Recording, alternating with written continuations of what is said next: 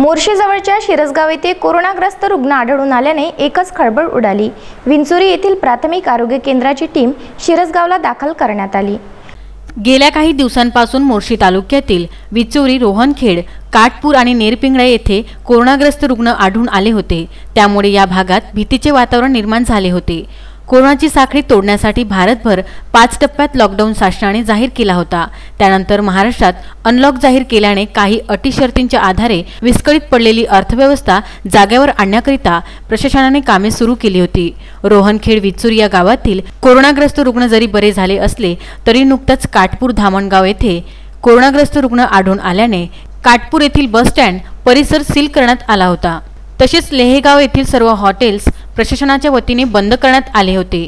लेहेगाव हे गाव मध्यवर्ती ठिकाणी असल्यामुळे या ठिकाणावरून नेरपिंगळाई, रिद्धपूर, मोर्शी, अमरावती व आजूबाजूच्या गावाला नागरिकांची नेहमीच वर्दळ राहते। शिरसगाव येथे रविवारी निघालेला कोरोनाबाधित रुग्ण हा अळदचा व्यवसाय करीत असून त्याला ताप आल्यामुळे तो गावातील एका खासगी डॉक्टरकडे तपासणीकरिता गेला होता। ताप अधिक असल्याने त्याला पुढील उपचारासाठी अमरावती जाण्याच्या संबंधित डॉक्टरांनी सांगितले होते।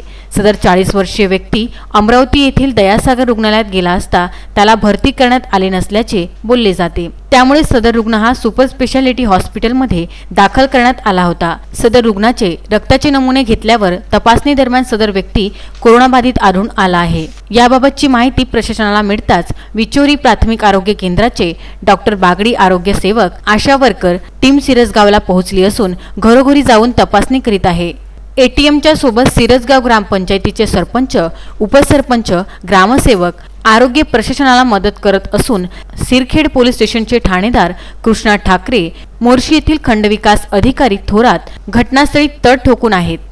संजय गारपवार, दत्तराज इंगळे, विदर्भ न्यूज, मोर्शी।